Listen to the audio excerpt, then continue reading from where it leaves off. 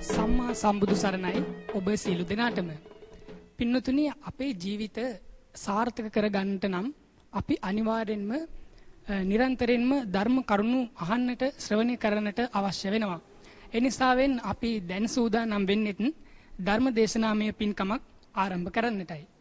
අද දවසේදී අපගේ ගෞරවනීය ආරාධනාව පිළිගෙන ධර්ම දේශනාව සිද්ධ කරන්නට මෙම ස්ථානයට වැඩම කොට වදාළ ගම්පහ නුවර පාරේ හෙට්ටියා දෙනිය ශ්‍රී සුදර්ශන ධර්ම නිකේතනාධිපති ශාස්ත්‍රපති පූජ්‍යපාද කැටවල හේමාලෝක ස්වාමින්ද්‍රයන් වහන්සේ අපි පාද නමස්කාර පූර්වකව මේ මොහොතේදී පිළිගනු ලබනවා.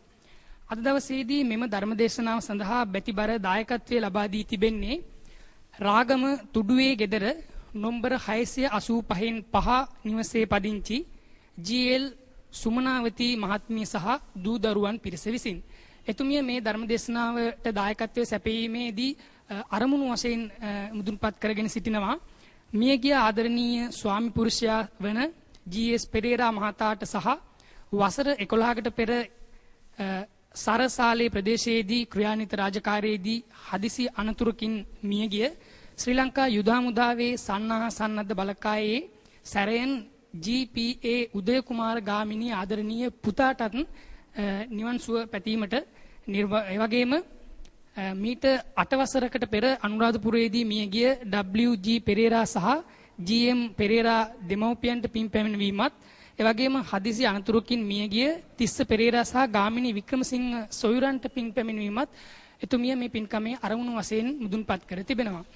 එහෙමනම් අපි ධර්ම දේශනාව ආරම්භ කරන්නට මත්තෙන් පින්වතුනි තිසරණ සහිත පංචශීලයේ සමාදන් වීම සඳහා තෙවරක් নমස්කාරය කියමු. නමෝ තස් භගවතු අරහතෝ සම්මා සම්බුද්දස්ස නමෝ තස් භගවතු අරහතෝ සම්මා සම්බුද්දස්ස නමෝ තස් භගවතු අරහතෝ සම්මා සම්බුද්දස්ස බුද්ධං සරණං ගච්ඡාමි බුද්ධං සරණං ගච්ඡාමි ධම්මං සරණං ගච්ඡාමි ධම්මං සරණං ගච්ඡාමි සංඝං සරණං ගච්ඡාමි සංඝං සරණං ගච්ඡාමි ဒ ුතියං බුද්ධං සරණං ගච්ඡාමි ဒ ුතියං බුද්ධං සරණං ගච්ඡාමි ဒ ුතියං ධම්මං සරණං ගච්ඡාමි ဒ ුතියං ධම්මං සරණං ගච්ඡාමි တတိယံ බුද්ධං සරණං ගච්ඡාමි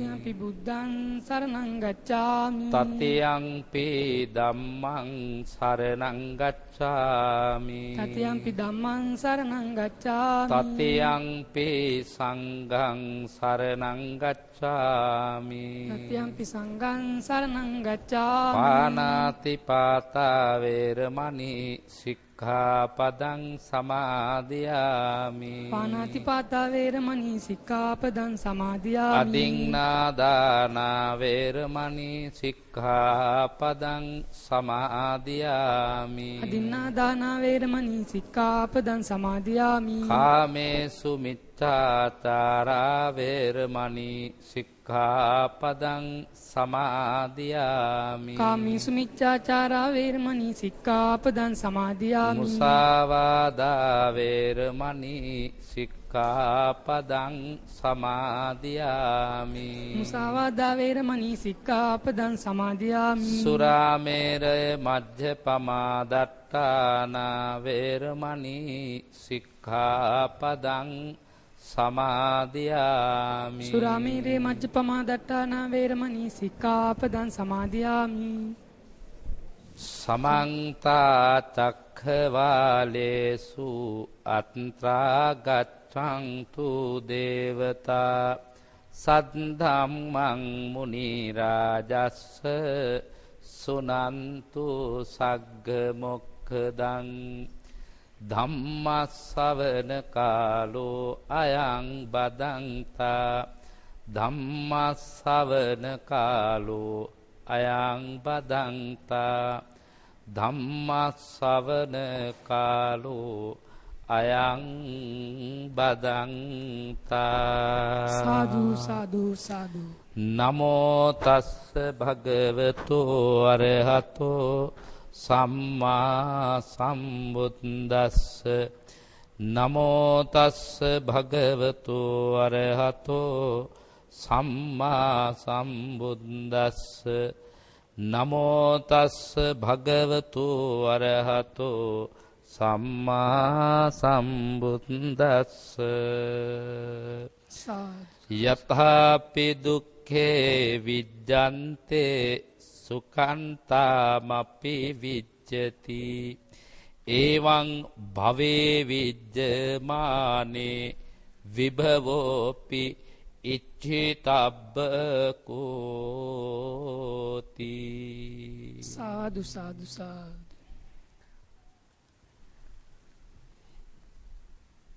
සද්ධර්ම ශ්‍රවණාබිලාසී කාරුණික වාසනාවන්ත පින්වතුනි සසර නැමැති දීර්ඝ කාන්තාරය බොහෝ දුක් විඳ මේ මොහොත දක්වා තරණය කරගෙන පින් ඇති ඔබත් මමත් පැමිණ තිබෙනවා මේ උත්තරීතර මනුෂ්‍ය ජීවිතය තුළ ලෝතුරු බුදුසසුන මුණ ගැහුණු මේ භාග්‍යවන්ත මොහොතේ අපට සසර දීර්ඝ වාලුකා කතරින් නික්මෙන්නට අවැසි උත්තරීතර සිසිලයි මඟ පෙන්වීමයි මේ සද්ධර්මය තුළින් අපට ලැබෙනවා. එබැවින් අද දවසේ සිද්ධ වෙන මේ සද්ධර්ම දේශනාව අද දායකත්වයෙන් සම්බන්ධ වෙන රාගම තුඩුවේ ගෙදර අංක 685න් 5 නිවසේ පදිංචි ජී.එල්. සුමනාවතී පින් ඇති අම්මා තම දූ දරුවන් පරිවාර කරගෙන සිය හිමියාණන් වෙනුවෙන් පුණ්‍යානුමෝදනා කරන්නට වගේම මේ රට වෙනුවෙන් දය වෙනුවෙන් සමය වෙනුවෙන් සියදිවි කැපකොට අභාවයට පත්වුණු පුතණුවන් ඇතුළු උභය කුල වංශයක ඥාතීන්ට පුණ්‍යානුමෝදනා කරන අදහසින් ඒ හැම දෙනාටමත් රටවැසි ලෝවැසි මේ බුදුබණ අහන හැම දෙනාටමත් ඒ වාලුකා කතරින් එතරව ලබන නිර්වාණය නම් වූ ക്ഷേම භූමියට පැමිණෙන්නට මේ සඳහම් දෙසුම පාරමිතාවක් වේවා කියලා තුන් හදවතින් සුපිවිතුරුව ප්‍රාර්ථනා කරමින් බුදුබණ අහන වෙලාව. පින්නතුනි අද මම මේ සද්ධර්ම දේශනාව සඳහා වැඩි අවධානයක් යොමු කරන්න කල්පනා කළේ සසරින් මිදෙන්නට බලාපොරොත්තු වෙන බෝධිසත්ව හිතක පහළ විය යුතු ලක්ෂණ ටිකක් සිහිපත් කරලා දෙන්නට සිද්ධාර්ථ බෝසතාණන් වහන්සේ දීපංකර පාමුලදී ආරම්භ කරලා දසපාරමී ධර්මයන් සම්පූර්ණ කරන තැන දක්වා පැමුණුණු ගමන් මඟ ගැන බෝසත් චරිතයෙන් බුදුබණ ටිකක් දේශනා කරන්න. ඒ නිසා මම හිතනවා වඩාත් හොඳයි පින් ඇති ඔබ තමා කවුදයි හඳුනගන්න එක. හැම බෞද්ධයෙක්ම බෝසතාණෝ කෙනෙක් වෙන්නට ඕනේ. කවුරු වෙන්නට ඕනද? බෝධිසත්වයෙක් කියලා අපි කියමුකෝ තේරෙන භාෂාවෙන්. ඒ නිසා ඉස්සරලා ඉගෙන ගමු අපි පින් ඇති ඔබ හැමදෙනාම තම තමන් එක්ක කතා කර කර බලන්න ඇත්තටම මම කවුද කියලා. අපි කවුරු වෙන්න ඕනද? බෝධිසත්වයෙක් වෙන්න ඕනේ. අද එතකොට අහන බණ මොකද්ද? බෝධිසත්වයෙක් හදන බණක්. අද ධර්මදේශනාව මොකද්ද මාතෘකාව ඇහුවොත් පින්නත් ඔබ මාතෘකාව කියන්න ඕන. මොකද්ද? බෝධිසත්වයෙක් හදන ධර්මදේශනාවේ මාතෘකාවක්. ඒ නිසාම ඉගෙන ගන්න ඕන ඉස්සල්ලාම වචනේ මොකද්ද? බෝධිසත්ව කියන වචනේ. තව විදිහට බලමු. හැම වෙලාවකම බාහිර අංගයකට බනහන්න ඉඩ සලස්සනවට වඩා හොඳයි මම මගේ ඇතුළට එකතු කරගෙන ආධ්‍යාත්මයත් එක්ක කතා කර කර මම මට බන කියාගන්න එක. එහෙමනේ නේද? සාමාන්‍යයෙන් මව්පියෝ දරුවන්ට පළවෙනි සැරේ අවවාද කරනවා, දෙවෙනි සැරේ අවවාද කරනවා, තුන්වෙනි සැරේත් අවවාද කරනවා. බැරිම තැන මොකද කියන්නේ? ඔහෙට අවවාද කළාට වඩා හොඳයි මේ අවවාද කරපු කට ගලක උලා ගත්තා නම් කියලා. එහෙම කියන වාර තියෙනවද නැද්ද ගිහි ගෙදර? ඊළඟට දරුවන් හදලා තනලා ලොකු මහත් කරලා අවශ්‍ය පිළිවෙලේ දරුවෙක් නොහැදෙනකොට කියනවා මේ වගේ දරුවෝ හැදුවට වඩා හොඳයි ඉඳගන්න පොඩි බංකුවක් හදාගත්තා නම් ඒ වෙලාවේ කියලා. එහෙමත් කියනවානේ. බුදුහාමුදුරන්ටත් එහෙම ඇත්තෝ හම්බ වුණා. එක දවසක් බ්‍රාහ්මණයෙකුට දරුවෝ 4 දෙනෙක් හිටියා කිසි කෙනෙක් සලකන්නේ. බුදුහාමුදුරුවෝ හම්බ වෙන්න ආවා. බුදුහාමුදුරුවෝ ලස්සන ගාථා ටිකක් කියා දෙනවා. ඒ ගාථා ටිකෙත් ඔය මම කියාපු ටික තියෙනවා. හතරමං හන්දියේ මිනිස්සු රැස් වෙන තැනක වාඩි වෙලා කියන්නලු. දණ්ඩස්ස ආනුභාවයෙන් මේ දරුව හැදුවට වඩා හොඳයි මම හැරමිටියක් හදාගත්තා නම් දණ්ඩස්ස ආනුභාවයෙන් ඒ දණ්ඩේ ආනුභාවයෙන් මට ගමනක් බිමනක් එයා ගන්න තිබුණා කියලා. මට හිතෙන්නේ ඔය හුඟක් මව්පියෝ දරුවෝ ડોක්ටර්ස්ලා ප්‍රොක්ටර්ස්ලා ඉන්ජිනියර්ස්ලා කරන්න වීරිය කරන අය ඉන්නවනේ. ඒ අය කලින්ම හැරමිටියක් හදාගන්න එක හොඳයි. සාමාන්‍ය මං හිතන්නේ අපේ රටේ වැඩි දෙනෙකුට හැරමිටි හදන්න වෙලා. හේතුව ලංකාවේ හිටියත් සතර දිගන්තයට දරුවෝ දීග දීලා අන්තිමට මහගෙදරේ ඉන්නේ මහ දෙන්න විතරනේ. එහෙමත් නැත්තම් ලෝකේ එක එක රටවල් වල හැබැයි මලා කියලා ආරංචි වෙච්ච හැටිය සුමාන එකමාරකට එම්බාම් කරන්න කියලා ඕඩර් එක දෙනවා. ඒ ඇයි? රට ඉන්න දුව එනකම්. එහෙමනේ. ඒ නිසා බුදුහාමුදුරුවෝ තව එකක් කියනවා. අර ලී දණ්ඩක් හදාගත්තා නම් හොඳයිලු. මේ දරුණු සත්තු ඉන්න පළාතේ යනකොට සත්තු එලව ගන්න පුළුවන් අර දණ්ඩේ අනුභවයෙන්. ඒ තරමටවත් හදාපු ඇත්තන්ගෙන් ප්‍රයෝජනයක් නැහැ කියලා. ඒ වගේ සාමාන්‍යයෙන් බාහිරට යමක් කියලා බැරි වෙනකොට හිතා ගන්න ඕන මං ඉතින් මටම අවවාද කරගන්න එක හොඳයි කියලා. සාමාන්‍යයෙන් කොහොමත් ඉතින් ලෝකේ හදනවට වඩා හුඟක්ම හොඳ මොකද්ද? තමන් හැදෙන එක. නේද?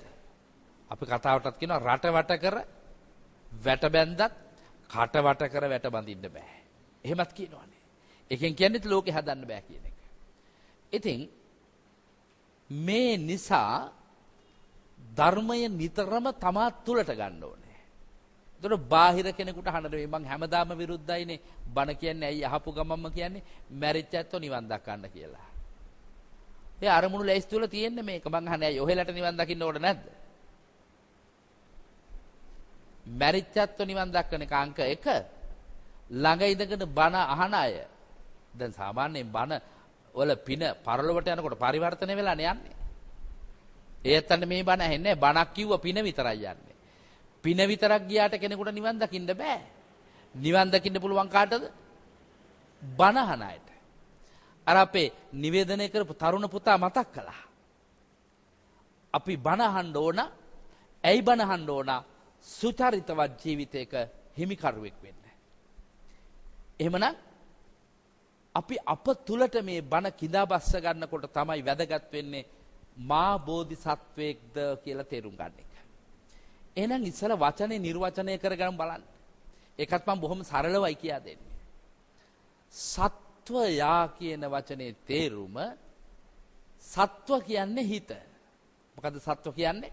සිත. යා කියන්නේ යා වෙනවා. සිතින් යා වෙලා ඉන්නේ කෙනා කවුද? සත්වයා. සිතින් කොහාටද අපි යා වෙලා ඉන්නේ? ලෝකයටයි. සංසාරයටයි. සිතින් සසරට යා වූ එක්කෙනා අඳුන නම් මොකද්ද? සත්වයා. ඇයි සිතින් ලෝකය අල්ලාගෙන බදාගෙන උපාදාන කරගෙන ඉන්නේ? බුද්ධිය නැති නිසා. මොකක් නිසාද? ලෝකේ ඇත්ත දැක්කේ නැති නිසා. තව සැරයක් කියන්න.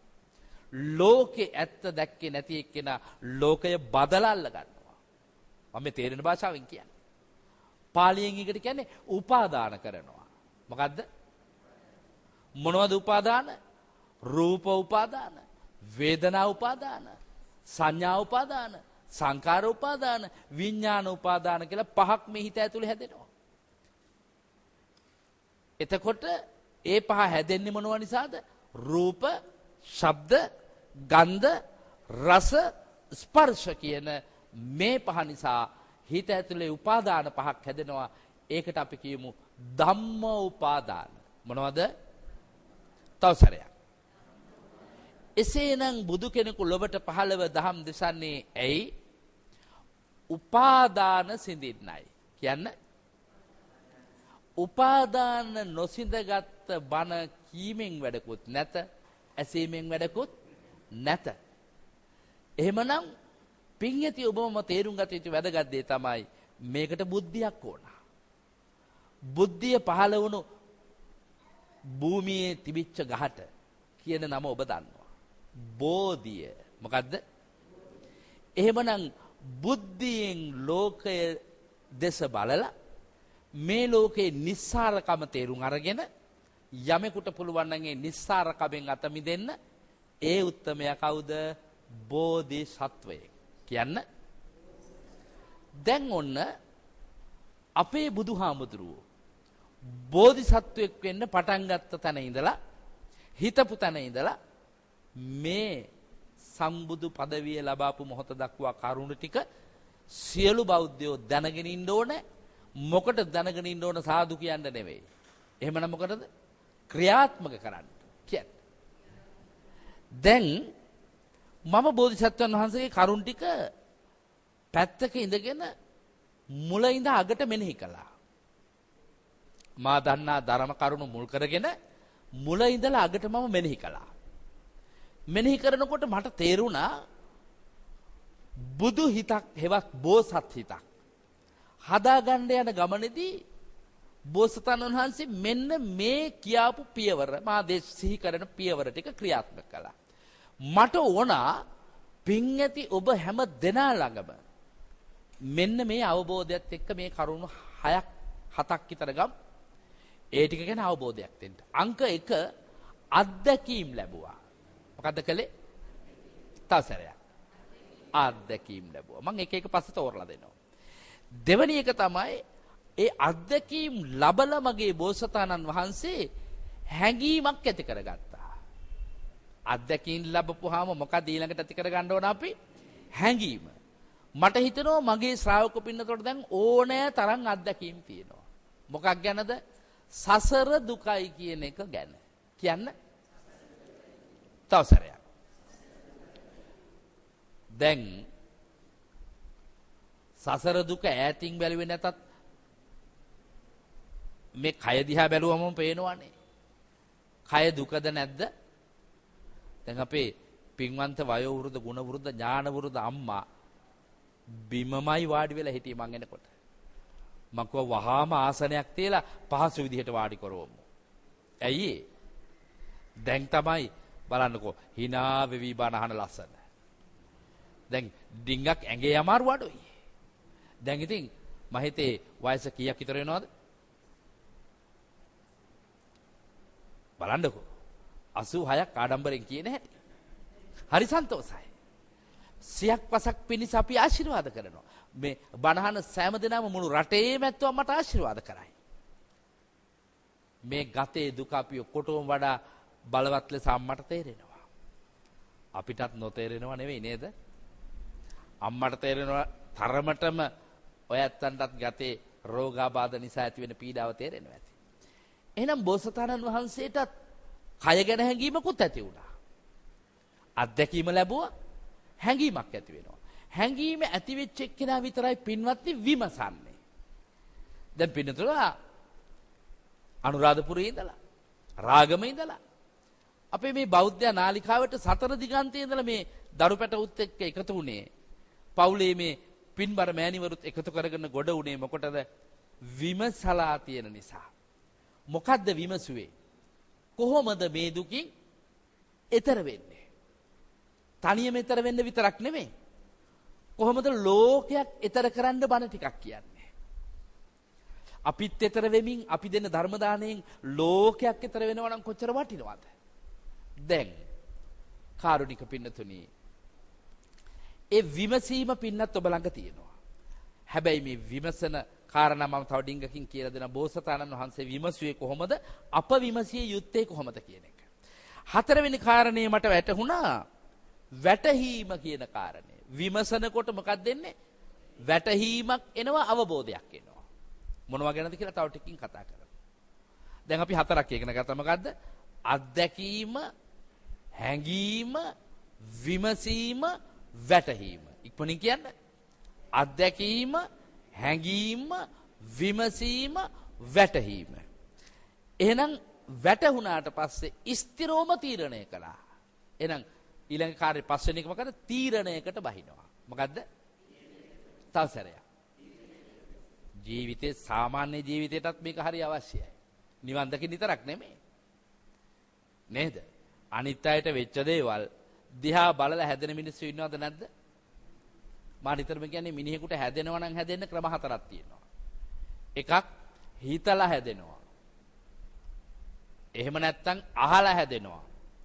එහෙම නැත්නම් දැකලා හැදෙනවා. එහෙම නැත්නම් විඳලා හැදෙනවා.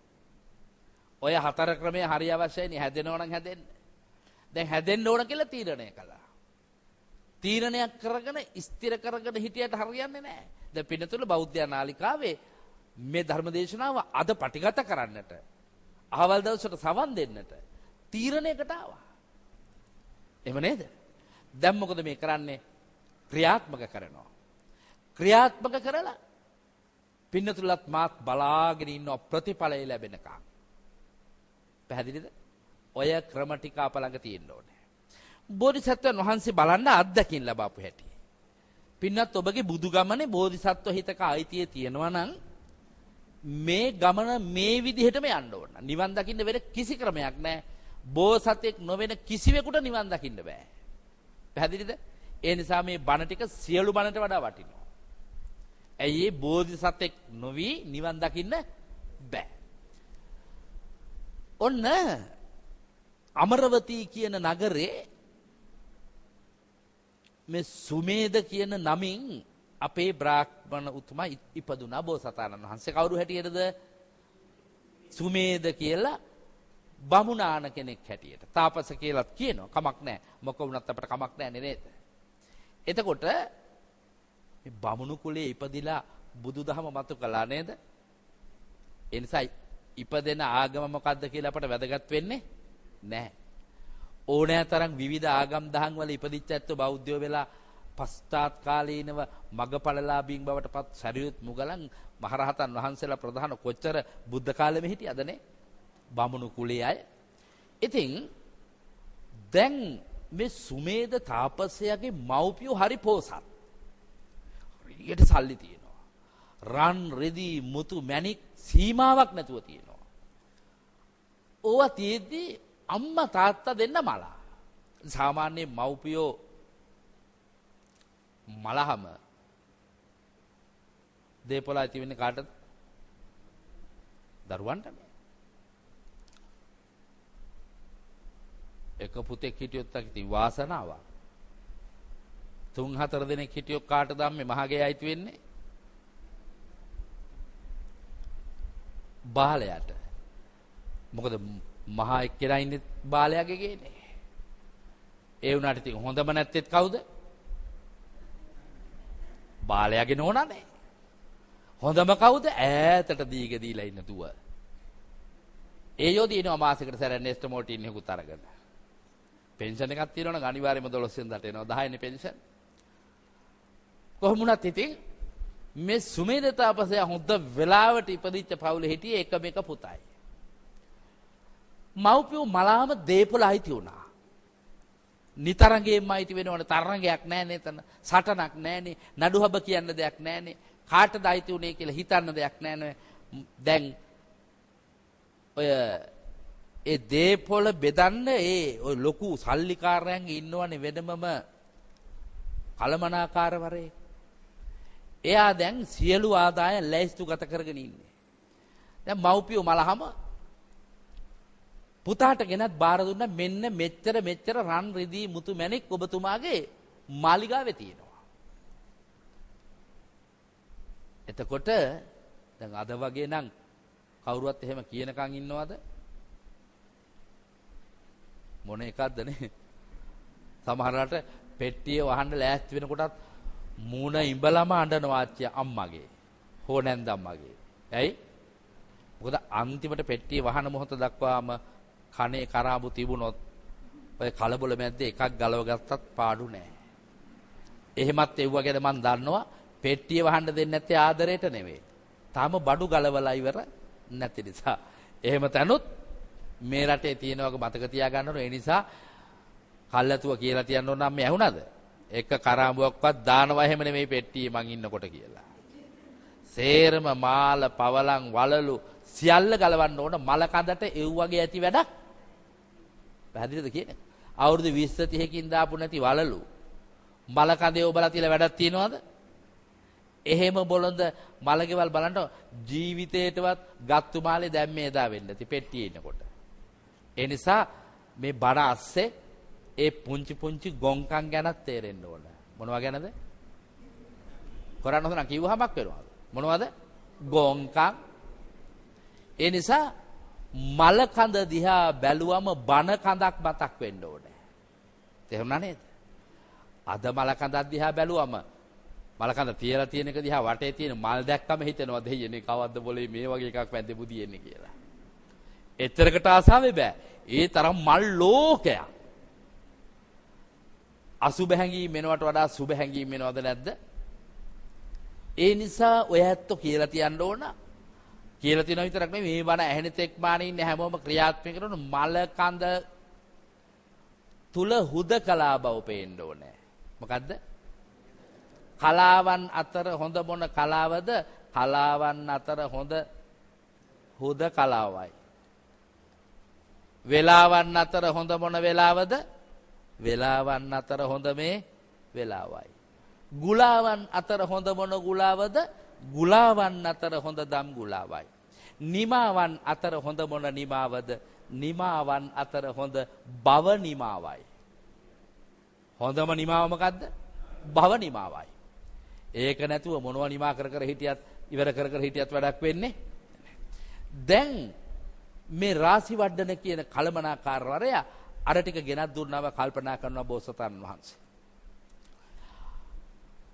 අපොච්චි මේ තරම් මහ විශාල ධනස්කන්ධය සත්මුතු පරම්පරාවකින්ම උරුම වෙච්ච සල්ලි. භවභෝග සම්පත්. දැන් මේ සියල්ල දිහා බලලා කල්පනා කරනවා අපේ අම්මා මොකවත් ගෙනිච්චෙත් තාත්තා මොකවත් ගෙනිච්චෙත් මෙතන තියෙනවා මීමුත්තගේ කාලේ ඉඳන් සල්ලි. ඒ කිසි කෙනෙක් මේ කිසිම දෙයක් ගෙනිච්චේ ඒ නිසා මම මේ ටික අරන් යන්නම ඕන කියලා කල්පනා කරනවා. කවුද කල්පනා කරන්නේ මේ? බෝධිසත්වයෝ කියන්නේ. ඔන්න ඔයගොල්ලෝ බෝධිසත්වයෙක් වෙන්න නම් ඔය කල්පනාව එන්නම ඕනේ. මොකද කල්පනාව? සියලුම දේපොළ අරන් යන්න ඕන කියලා. බයද? නෑ. මොකද කිව්වේ?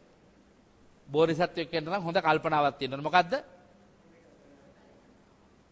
සියලුම දේපොළ ගෙනියන්න ඕන කියන කල්පනාව. පුළුවන් වෙයිද? බෑ. එහෙනම් ඒකට උපක්‍රමයක් කළා. මම මේ සේරම පද්‍ය වලින් හදලා තියෙන තේරුම් ගන්න. සත්මුතු පරපුරක් රැස් කෙරුවත් ධනය ගෙන ගියේ නැත ඔවුන් කිසිවෙක් ඒ ධනය ගෙන යා හැකි ලෙසින් පරලොව මේ ධනය දන් දෙමි රැගෙන යමි සසරට මේ ධනය. කවුද මේ කල්පනා කරන්නේ? බෝසතාණන් වහන්සේ. කල්පනා කරලා නුවර පුරාම අනබරයක් නිකුත් කළා. රත්තරන් රිදී මුතු මැණික් ඕනෑ තරම් තියෙනවා මාළඟ. සත්මහල් පහේ හත් දොරටු විවෘත කරලා හත් දොහක් දොරවල් වහන්න නැතුව ඕන කෙනෙකුට අරන් යන්න දුන්නා. තේරුණාද? නිවන් දකින්න හිතන් ඉන්න ප්‍රාර්ථනා කරන සාදු කියන මතක ඇති කාලෙක දානෙ හැන්දක් දීපු නැති අක්කෝ ඉන්නවද නැද්ද? පන්සලකට මතක ඇති කාලෙක රුපියලක් දීපු නැති මිනිස්සු ඉන්නවද නැද්ද? හැබැයි සේරට වඩා මරලා තෝනි දීලා නිවන් කියනකොට සාදු කියන්නේ කවුද? අර පිටියක්වත් දුන්නේ නැති අක්ක. තේරුණාද?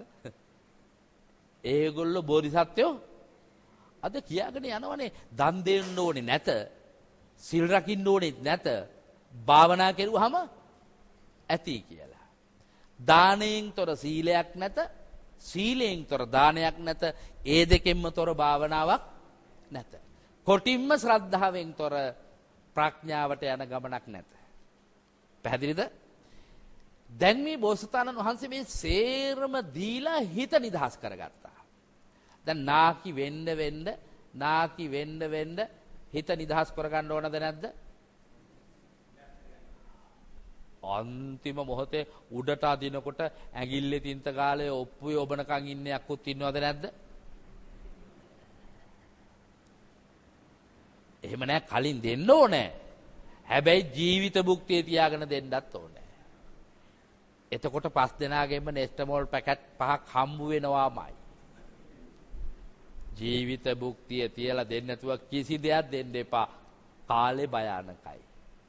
සහ සත්තු භයානකයි. තේරුණාද? ඉතින් බෝසතාණන් වහන්සේ අරවා දුන්නේ ජීවිත භුක්තිය තියලා නෙමෙයි.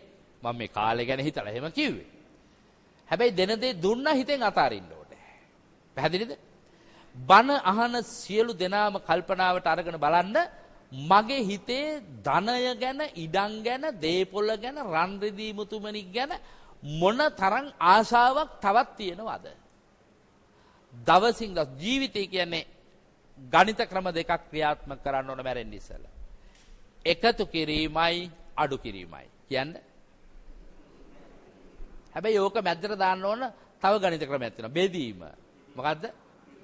එකතු කරනවා, බෙදනවා, එතකොට අඩු වෙනවා. පැහැදිලිද? සමහරු ඉන්නේ එකතු කරනවා, වැඩි කරනවා. මොකද්ද? කියන්න බලන්න.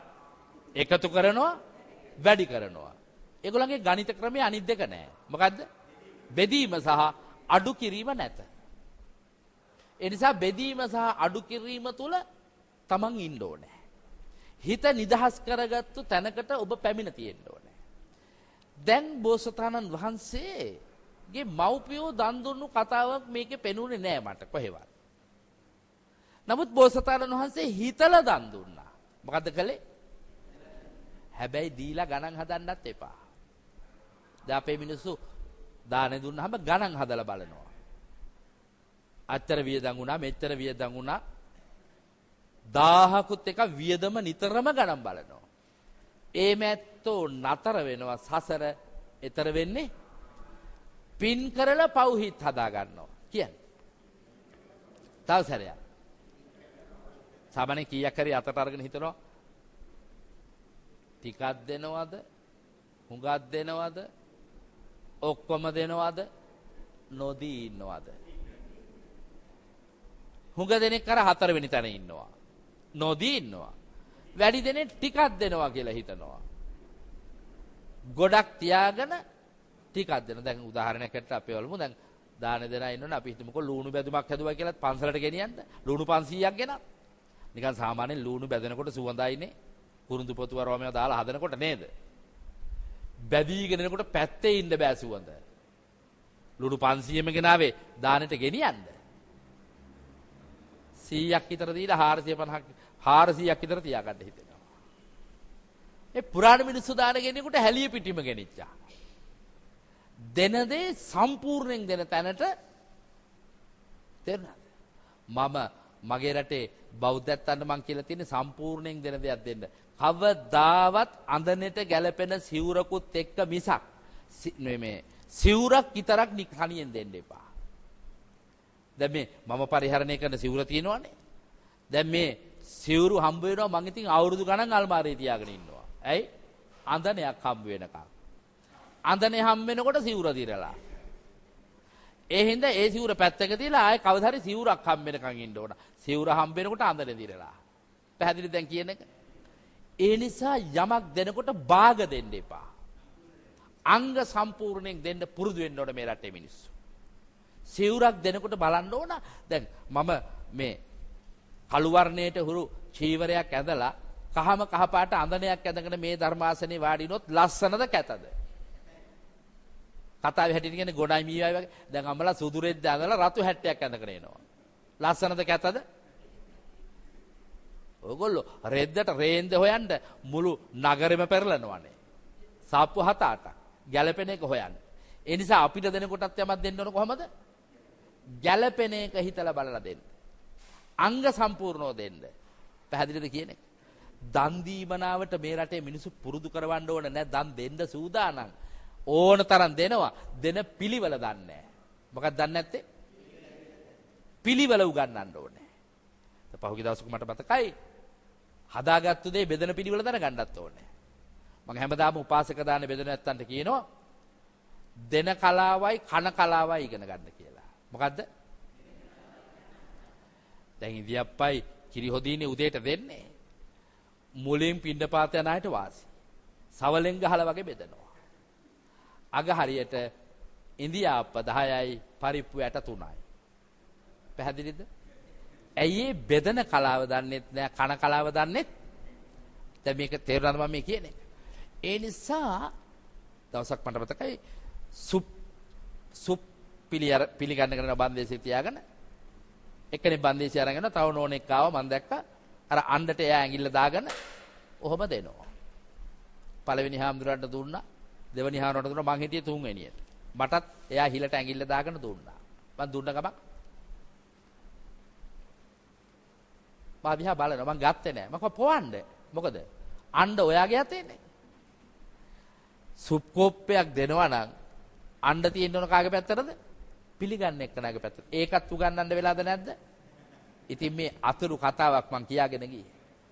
මේවත් සරල වෙනකොට බන ටිකක් අහන්න හිතෙනවනේ. ප්‍රිය හිතෙනවනේ. මේ පුංචි පුංචි කාරණා මහ ලොකු දේවල් නෙමෙයි. නමුත් මේවා මේ රටේ මිනිස්සු ඉගෙන ගන්න ඕනද නැද්ද? ඉගෙන ගත යුතුම කාරණා. ඊව්වටම දානේ උස්සගෙන ගියාටම බෑ. බෙදන කලාව ඉගෙන ගන්න ඕන. දැන් කිසි දෙයක් ඉතුරු කරගන්න නැතුව හිතට ගත්තු දේ කළා. පැහැදිලිද?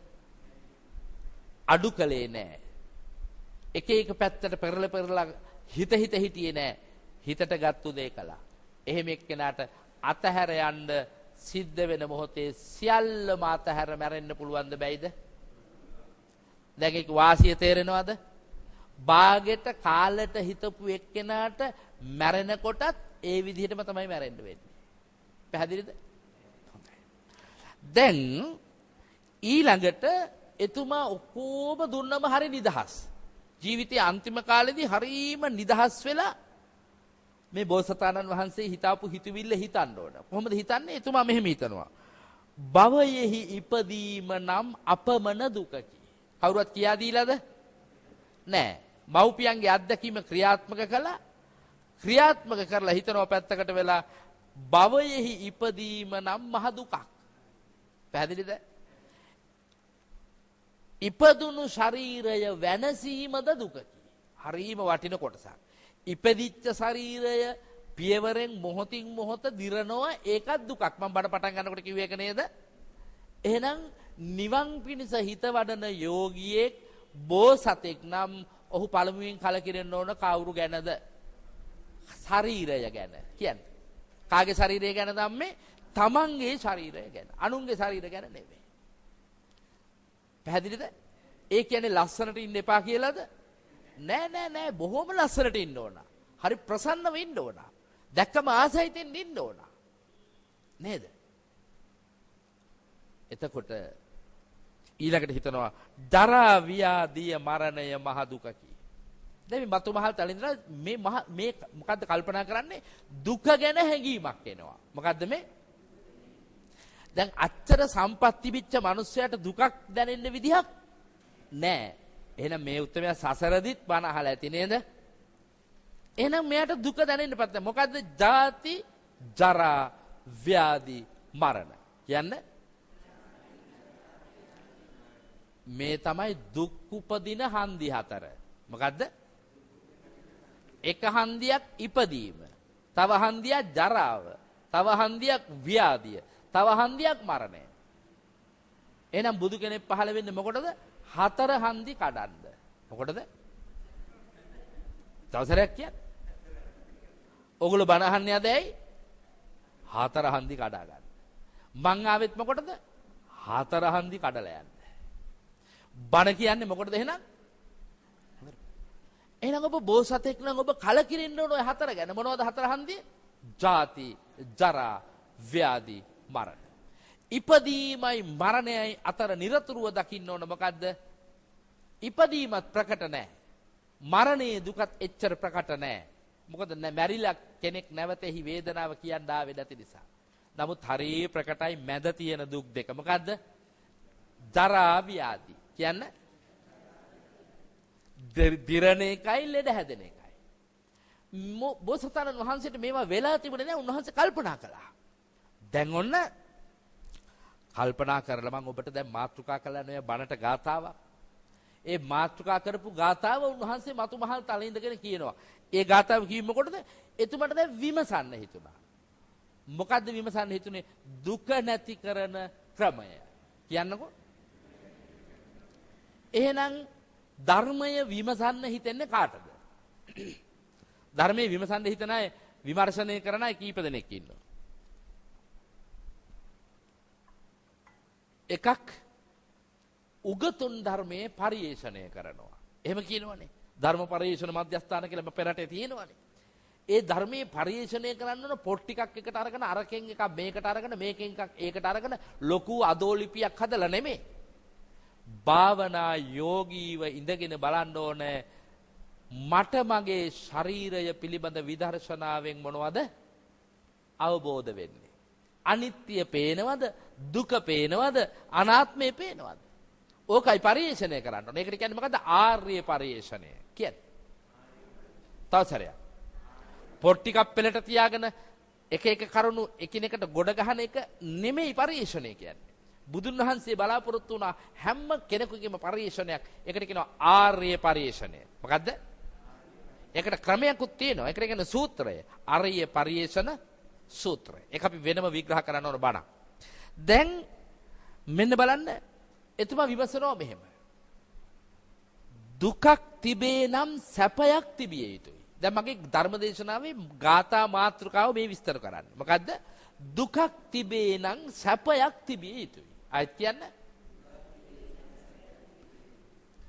දැන් මේ සියලුම ආගමික උත්තමයෝ බුදුහාමුදුර විතරක් නෙමෙයි. යේසුස් ක්‍රිස්තුස් වහන්සේ. ඔගේම අල්ලා දෙවියන් වහන්සේ. ඔකෝමලා මේක විමසුවා. මොකද්ද විමසුවේ? දුකක් තියෙනවා නම් සැපයක් තියෙන්න ඕනේ. සසර දුක නම් සසර දුක නැති තැනක් තියෙන්න ඕනේ. භවයක් තිබේ නම් මිදුමක් තිබිය යුතුයි. භවයක් තියෙන්න ඕන විභවයක් තියෙන්න ඕනේ. දැන් ඔන්න කරුණු දෙකක් විමසුවා. උන්වහන්සේගේ බුද්ධියෙන් විමසලා බැලුවා. තුන්වෙනි කාරණේ. උෂ්ණය තිබේ නම් සිසිලක් තිබිය යුතුයි. හතරවෙනි කාරණේ. කෙලෙස් හිඳෙන අම නිවනක් තිබිය යුතුයි. කියන්න. දැන් අපි ජීවිතේ දිහා පැත්තකට වෙලා බලාගෙන කල්පනා කර කර බලාගත්තු අතේ බලාගෙන ඉන්න අය ඉන්නවද නැද්ද? අයියෝ මට නම් මේ කවදානම් මේ දුකෙන් මිදීමක් තියෙයිද? මං හිතන්නේ නම් මට මැරෙනකම්ම මේකෙන් මිදෙන්න විදියක් නෑ කියලා. වැරදිද නැද්ද? වැරදි. ඒ මොකද? දුකක් තියෙනවා නම් සැපක් තියෙනවමයි. එතකොට දැන් මේ අපි කියනවා ගමේ කතාවට දැන් ඉගෙන ගන්න කාලේ වෙනකොට පුතේ නින්දට ඊටාම අඩු තැනක් දෙන්න ඕනේ. නිදි මරනවා කියන එක දුකක්ද නැද්ද? ඒ වුණාට කවදා හරි දවසක සැපයක් ලොකු රස්සාවක් කරන්න හොඳ උගතෙක් වෙන්න පුළුවන් දරුවන්ට. හැබැයි දුක් නොවිඳපු කාටවත් සැපවත් වෙන්න බෑ. දැන් අපිට මතකයි මම මෙහෙම සිහි කළට කමක් නැහැ. අපේ නවලෝක සමූහ ව්‍යාපාරයේ අධිපතිතුමාගේ අභාවය සිද්ධ වුණා. මුළු ලෝකයක් එතුමා වෙනුවෙන් සංවේගය පළ කළා. එතුමා අගනගරයට ඇවිල්ලා තියෙන රුපියලක සල්ලියක් අතේ තියාගෙන. එතුමා දුක් විඳද නැද්ද? කවුරුවත් රිදී බන්දේසියක තියලා දුන්නු කිසිවක් නැහැ එතුමාට. පැහැදිලිද? එහෙනම් දුකක් වින්දොත් සැපක් තියෙන එක ඇත්තයි. ඒ ලෞකික පැත්ත. එහෙනම් ලෝකෝත්තර පැත්තෙමුත් සංසාරයේ දුකක් නම් ඒකට විරුද්ධ තත්වයක් තියෙන්න බෑ. ගින්නට සිසිලක් තියෙනවා නම් ගින්න නිවන්න සිසිලක් තියෙනවා නම් භවයට විභවයක් තියෙනවා නම් සසරට නිවනක් තියෙන්න ඕන. කවුද මේ කල්පනා කළේ? බෝසතාණන් වහන්සේ. මම හිතනවා පින් ඇති ඔබ හැමදෙනාම මේ බුදුබරහන ශ්‍රාවකයෝ. ඔය පිළිබඳව කල්පනාවක් තියෙනවද නැද්ද කියන්නේ? ඒ විමසන බුද්ධිය ඔබ ළඟ තිබුණා. නැත්තම් මේ පින්කම් කරගන්නේ නැහැ. දැන් එතුමට මේ රටේ අපි හැමෝටම මතක් වෙන්න ඕන කරන සියලු බෞද්ධයන්ට මතක් වෙන්න ඕන කරන කරුණක් මතක් වුණා. තමන්ගේ වැරද්ද තමන්ට තේරුණා කියන්නේ. තව සැරයක් අපේ මිනිස්සුන්ට තේරෙන්නෙම නැත්තේ මොකද්ද? තේරෙන්නෙම කාගේ වැරද්දද? හොයන්නෙම කාගේ වැරදිද? තමන්ගේ අඩුපාඩුව හොයන්නෙම නැති ජාතිය තමයි අපේ ජාතිය. ඒ නිසා මේ ටික හරියට වටිනවා. හැබැයි බෝසතාණන් වහන්සේ තමන්ටත් වැරදුන තැන මෙතෙක් වැරදුණු තැන් තේරුම් ගත්තා. වාගෙම ආයිත් වැරදෙන්නේ නැති වෙන්න කටයුතු කරන්න අදිෂ්ඨාන කළා. හැම කෙනෙකුගේම උපන්දිනයක් එදෙනවනේ. උපන්දිනේට බණක් අහන්නම ඕන. උපන්දිනේට බණක් කියවන්නම ඕනේ. උපන්දිනේ පන්සලේ බෝධින් වහන්සේ ළඟ කවුරුවත් නැති වෙලාවේ පැය භාගයක් ඉඳගෙන ඉන්නම ඕනේ. මොකටද? වැරදුණු තැන් කල්පනා කරන්න කියන්නේ. බෝධි පූජාවක් තියන්න නෙමෙයි. මොකටද ඉඳගන්න කිව්වේ? ඔය වැරදුණු තැන් හරියට කල්පනා වෙන තැනක්නේ බෝධිය. ඉඳගෙන බලන්නකො ඕනම වැරදි කරන කෙනෙක් බෝධිය ගාව ගිහින් ඉඳව ගන්න. තනියෙන් යන්න ඕන. කවුරුවත් ගිහින් ඉඳවට වැඩක් නැහැ. පැත්තකට වෙලා ඉඳගෙන බෝධින් වහන්සේ ළඟ ජීවිතේ අවංක වෙලා තමන්ට ආපස්සට හැරිලා බලන්න හුඟක් වැරදුණු තැන් තේරෙනවා. වරදුණු තැන් තේරෙනවා විතරක් නෙමෙයි කරන්න ඕන දේ මොකද්ද කියලාත් අවබෝධ වෙන්න පටන් ගන්නවා. පැහැදිලිද? මේ සියල්ලම බෞද්ධයට තියෙන උත්තමම වෘක්ෂය මොකද්ද? බෝධි රාජානන් වහන්සේ. කවුද? ඒක තියෙන්නේ මේ නිකාං වටේට කලගිරි 21ක් අරගෙන වටේ දුවන්න නෙමෙයි. ඒකේ තියෙනවා කරන්න වැඩ වගේක්. හිතන්න දෙයක් තියෙනවා. දැන් මේ බෝධිසත්වයන් වහන්සේ තව දුරටත් හිතනවා. කොහොමද හිතන්නේ? වැරදිච්ච තැන හිතනවා. මට තවම නිවන කියන එක හොයාගන්න බැරිද? දැන් ඉස්සෙල්ලා කිව්වනේ නිවනක් තිබිය යුතුයි කියලා. කල්පනා කරනවා ඇයි මම තව නිවන් දැක්කේ නැත්තේ? එහෙනම් පින් ඇති ඔබට ඊටාම වැදගත් යන මේක. බෞද්ධයෙකුත් වෙලා අවුරුදු 80ක් විතර වගේ දම්පැන්කමුත් කරලා ඔයත් දැන් මේ වෙනකම් මොන හරි පින්කම් කළා. අපි ඇයි තවම නිවන් දැක්කේ නැත්තේ? කොතන හරි අපිට වැරදිලා කියලා දැන් වැටහෙනවද? අරම්මට වැටහෙනවද කියලා අහන්න. වැටහෙනවද? වැරදිච්ච විත්තිය මොන වැටහෙනවද? අහන්න එපා වැටහෙන්න. ඒ නිසා හොඳට අහගෙන ඉන්න. අතන මෙතන එක එක දේට අවධානය යොමු කරන්න එපා. කෙලින් ධර්මයේ තුල ඉන්න ඕන හරියට. දැන් එතුමා උපමා ගණනක් කල්පනා කරනවා. මේ ඔයත්තන්ට දැන්වත් මේකෙන් එතර වෙන්න මම මේ බණ කියන්නේ. එතුමාට මෙහෙම උපමාවක් මතක් වෙනවා. මිනිස්සෙක් ඉන්නවා කකුල් වල අසුචි ගෑවිලා. දැන් තේරෙන භාෂාවෙන් කියමුකෝ. ඇවිදින කරනවා අසුචි ගොඩක් පෑගුණා කියලා. හැබැයි අසුචි ගොඩක් පෑගුණා වගේ මේ පස් පියුමින් හැදිච්ච හොඳ නිල් පාට වතුර තියෙන විලකුත් තියෙනවා. කාටද මේ කල්පනා වෙන්නේ? බෝසතාණන් වහන්සේට. දැන් අසුචි ගෑවිලක් තියෙනවා, පස්පීමෙන් සැදිච්ච විලකුත් තියෙනවා, මිනිහා හොදගන්නේ නැහැ. පැහැදිලිද? වැරද්ද විලේද? වැරද්ද විලේද? නෑ කාගේද? මිනිහාගේ. බෝසතාණන් වහන්සේ ඔය උපමාවමයි කල්පනා කළේ, ඔය විදිහටමයි කල්පනා කළේ. අද ශාසනෙත් තියෙනවා. පිරිසිදු නිවන් මඟත් කියලා දෙන උත්තමයන් වහන්සේලාත් පහළ වෙලා වැඩ ඉන්නවා. බෞද්ධකමයි මනුස්සකමකුත් ලැබිලා තියෙනවා. තාම අසූචි ගාගෙන ඉන්නවද නැද්ද? දැන් හොද ගන්න හොඳ වෙලාව නෙමෙයිද? හොඳ වෙලාව. ඒකනේ මම කිය වෙලාවන් අතර හොඳ මේ වෙලාවයි. හොඳටම දන්නවා දැන් අසූචි ගෑවිලා කියලා. ආයෙ කල්පනා වෙනවා තව උපමාවක්. Tamanට අයිති වටිනා රන් ආභරණ ටිකකුත් අරගෙන යනවා. හැබැයි යන්නේ හොරු කට්ටියක් එක්ක. නිතරම සිහි කල්පනාවෙන් ඉන්න වෙනවද නැද්ද? ඇයි කොයි වෙලාවෙ මේ ටික හොරු ගයිද දන්නේ? එහෙම නේද? පුළුවන් තරම් බලනවා වෙන පාරක් තියනවද මේගොල්ලන්ට අහු වෙන්නේ නැති වෙන්න යා ගන්න. සාමාන්‍යයෙන් ගෙදර වුණත් සල්ලි හංග ඉන්නවද නැද්ද? අරයට මෙහාට අහුවෙයි කියලා සාරිය උස්සලා කබඩේ කරලා සාරිය ASCII හංගනවා. 60 ASCII හංගනවා. තරමාසේ හංගනවා. නැද්ද? කලබලයට හැංගුවට මොකද ඕන වෙලාවට සාරි ගොඩම පෙරළුවක් හම්බ වෙන්නේ? එහෙමත් තියනද නැද්ද? දැන් සොරු විසින් පරිවරණ ලද මිනිස්සුත් කල්පනා කරගෙන මේක හංගගෙන යනවා. දැන් සාමාන්‍යයෙන් ගෙදරක ඔය මත් වතුරට මත් කුඩුවට නැඹුරු වෙච්ච නැත්තන්ගෙන් තියෙන තුට්ටු දෙක හංග ගන්න හරියට නෝනලා මහන්සි වෙනවද නැද්ද? අම්මලා මහන්සි වෙනවද නැද්ද? ඇහුවොත් කියන්නේ සතේ අතේ නෑ බං. ඔච්චරමයි තිබ්බේ.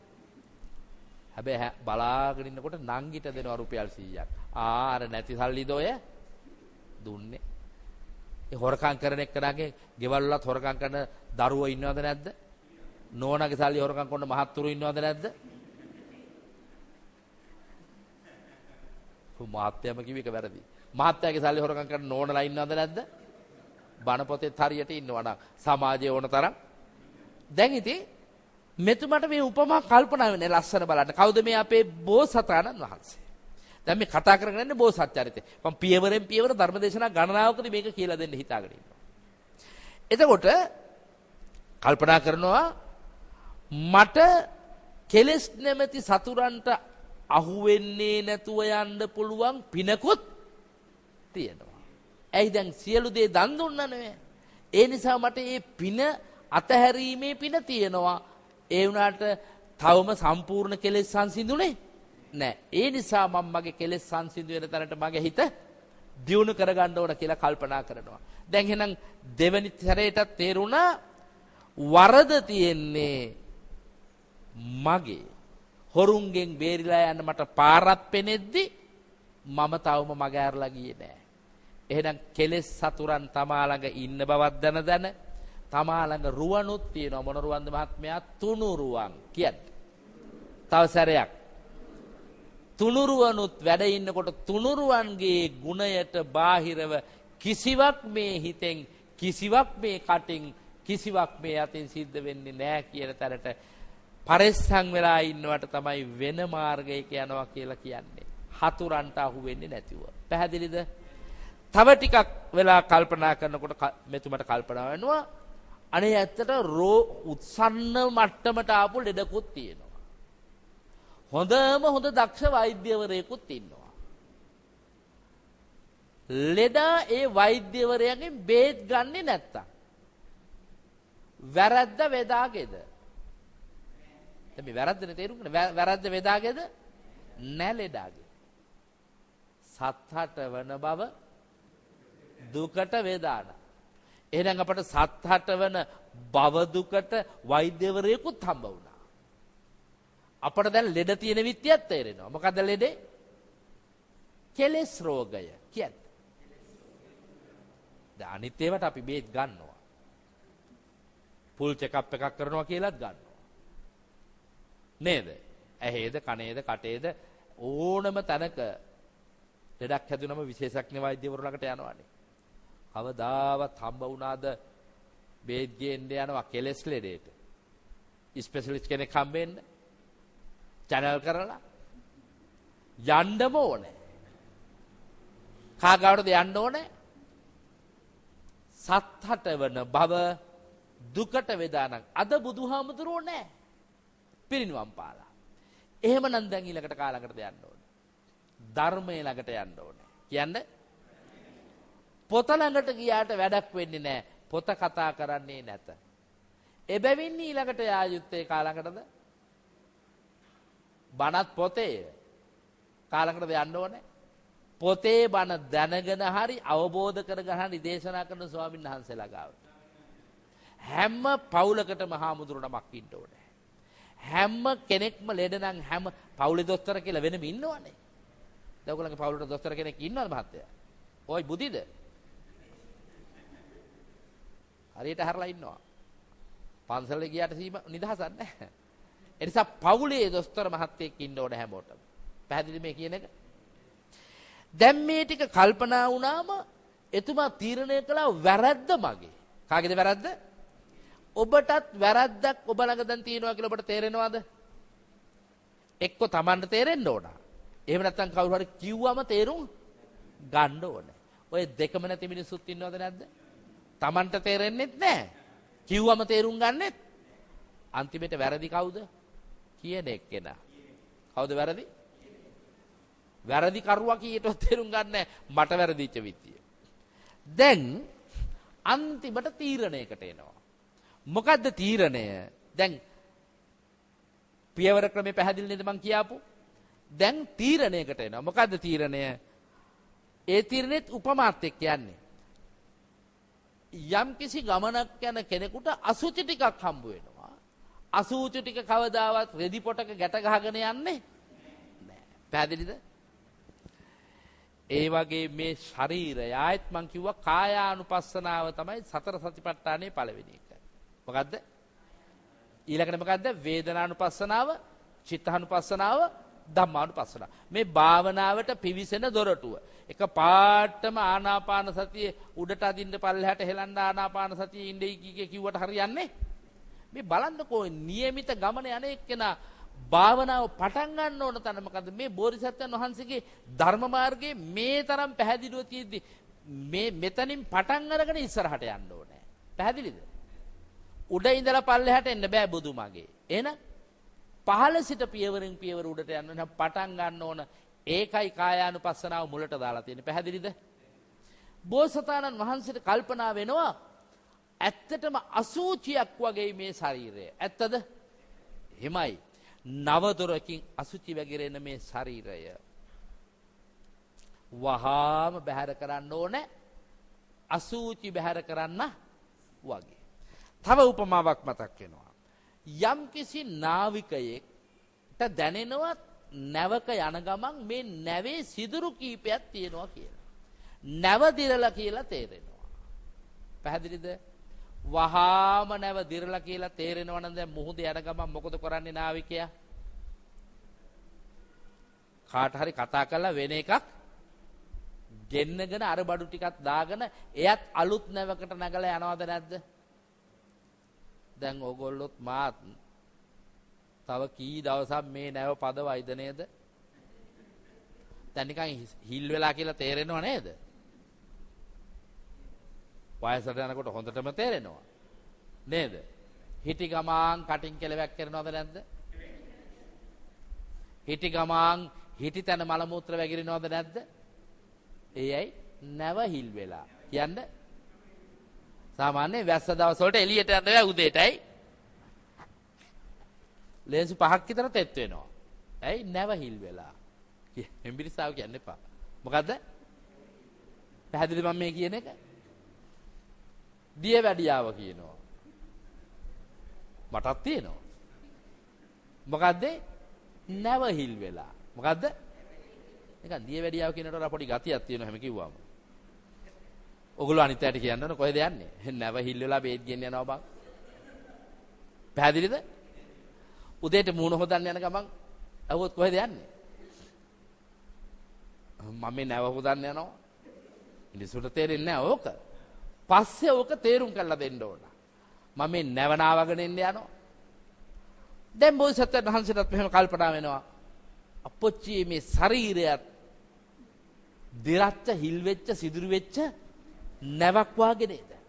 මම මේ නැව අතාරින්න ඕන නේද? දැන් තීරණේ වටිනවද? පේනවද? එක පාරටම නෙක්කම්මේට වැටුනේ නැහැ. හීන් සැරේ අවබෝධ කරගත්ත හැටි. මේ පැවිදි වෙන්න ඉස්සෙල්ලා මේ සියල්ලම අවබෝධ කරගත්තු එක්කෙනා ඕන් ඔය අවබෝධයෙන් මහාන වෙච්ච එක්කෙනා. දැන් මේ අද ඉපදිලා අවුරුදු 7 6 වෙනකොට 7 වෙනකොට ගෙනල්ලා සිවුරු වෙල්ලනවද නැද්ද? මේ ලෝකේ අවබෝධයක් ඇතුවද? එතකොට ඊලන්දාරි වෙනකොට මොකද වෙන්නේ? දැන් ලෝංගානට මහාන වුණත් උපසම්පදා වෙනකොට අංගානට නින්නේ. එයයි පැවිදි වෙන්නේ ඇයි කියලා තේරුම් අරගෙන පැවිදි වෙන්නේ. පැවිදි වෙන්නේ ඉස්සෙල්ලා ඉතින් අපි මේ ලෝකේදී තේරුම් ඇති දේවල් කියනවා. නැත්නම් සිවුරු ටික අතේ තියාගෙන වාඩි වෙලා කරන සබ්බ දුක්ඛ නිස්සරණ සච්චිකරණත් ඈනුමුත් යනවා නේද? නැවහිල් වෙලා වයි. පැහැදිලිද? කට ඇරියා මාවත් දා ගන්නවා වගේ. සබ්බ දුක්ඛ නිස්සරණ සච්චිකරණත් ආය සියලු දුක් නිමා කරන අමා නිවන ලබන්නයි මම මහාන වෙන්නේ. ඒ කියන්නේ අර තීරණයට එන්න මේ අධ්‍යක්ීම් සියල්ලම අවබෝධ කරගත්ත එක්කෙනා. තීරණ ගණනාවකට එනවා. තව තීරණයක් තියෙනවා.